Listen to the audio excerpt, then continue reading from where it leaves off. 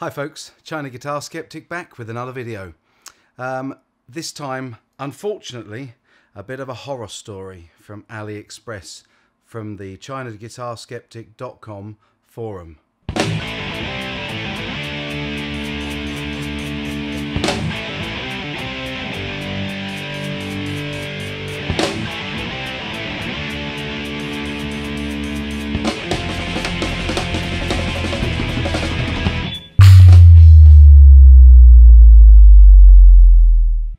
Yeah, hi folks. Bit of a shock horror again today, I'm afraid, in this video. A bit of a problem with a guitar, an R9 Les Paul copy, which surfaced on the China Guitar Skeptic forum over at ChinaGuitarSkeptic.com. Before I get started on that though, I did promise in the next video to say hi to Rob from Sunderland. He had the very first chat with me on the new chat room on the China Guitar Skeptic website. So hi Rob, said I'd say hello, didn't I? Yeah, so this beautiful R9 copy, fake, if you will. I'm not going to name either the buyer or the seller. The buyer because he's asked me not to, and the seller because it's all on the forum for you to go and look up and see, and I'm not in the process or in the business of either promoting or disputing sellers' issues.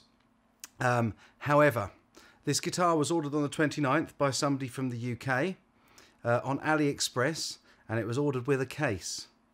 But 4 weeks later, this is how the guitar was received.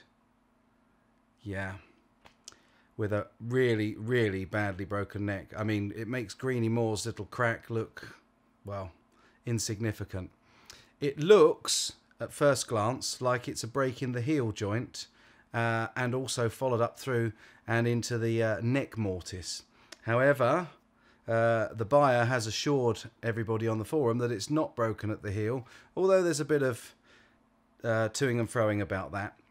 But certainly the neck shouldn't break on a guitar like that, even if it's dropped, and especially not in a case where it's padded and supported with polystyrene, and where the case itself is within a polystyrene package. So that leads me to believe that there's either something gone on at the factory where it was manufactured and before it was packed, or it's happened in transit, or it's happened since it's been in the UK. A lot of people on the forum are saying that it's a possible gluing problem, but I would imagine that that could be with the tenon and mortise joint rather than with the heel, because that heel joint is not where it's cracked if you look at follow-on pictures. Anyway, the main problem here is, and why it should be a huge notice to you all to be very careful with what you buy and whether you buy in China, is the way that the issue has been dealt with by the seller. Now, the buyer contacted the seller instantly as soon as he received the guitar, because of obvious reasons, and the seller replied a day later to offer a solution, which was two options. Number one, he could either have a complete replacement guitar, and initially offered that at $70, but the buyer managed to negotiate that down to $50, or the seller was willing to send a free neck and body replacement with no hardware, no pickups, no tuners, no guts to it, that then could be moved out of the broken guitar. However, one of the things that bothered me that was said on the forum post by the buyer said that the seller said, "I know for a fact you won't get your money back, so don't bother. Accept my offer because that's as good as it'll get for you." Now, again, we take all of these things with a pinch of salt, but I'm going to believe both parties and report exactly what's been said. I'll leave it up to you to draw your conclusions over what's gone on. And certainly the guy that's buying seems to be really, really reasonable. He's gone through all the correct channels to try and get redress over this. So I'm concerned.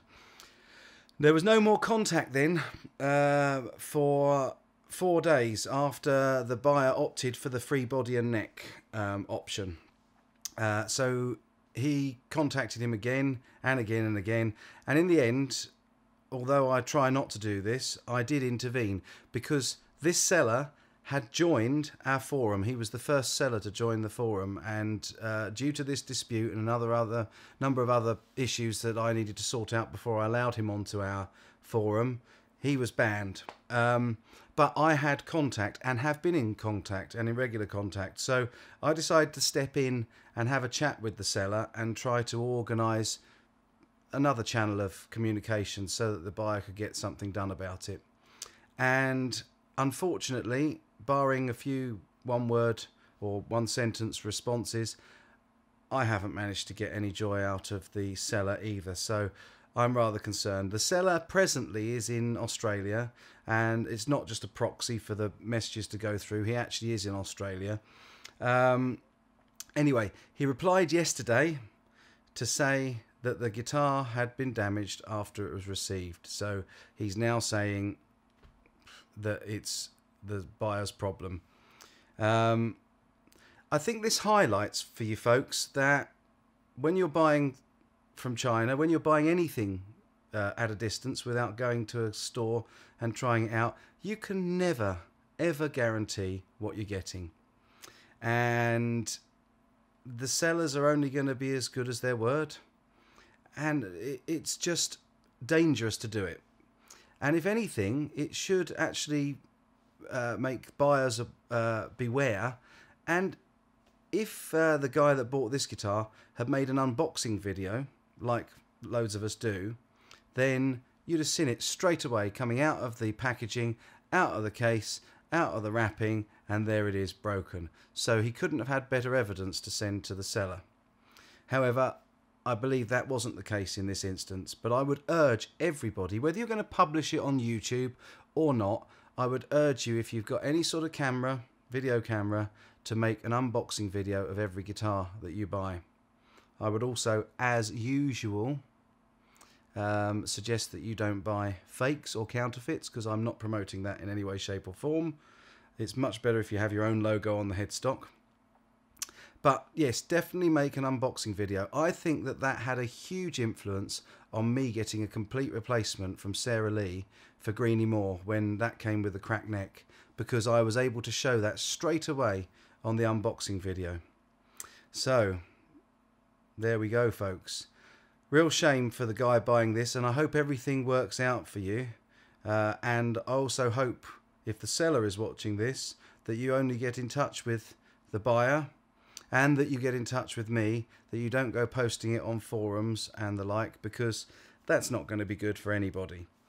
If you want to come onto our forum, you know the conditions. We're not going to deal in fakes. You're not going to mention fakes or counterfeits on my forum, but you would be welcome if you resolve this issue as well as can be expected. Either replace the guitar, but keep open the lines of communication. As for the rest of us, it's a harsh lesson to learn. I do hope that you've benefited from this video. Please go over and have a look at the thread on the forum on ChinaGuitarSkeptic.com and meet up with us all for a chat in the chat room at some stage. I try and get on there most evenings for 5 or 10 minutes, so if you get on there at around 6 or 7 o'clock GMT, I try to pop on for 10 minutes most days. So come along and have a chat. Check out this story in the threads under sellers and your guitars, and if you haven't already, sign up to the forum. Okay, thanks for watching, folks. I hope you've enjoyed this. Take care, and wishing you all, especially the buyer of this guitar, eventually lots of great rocking.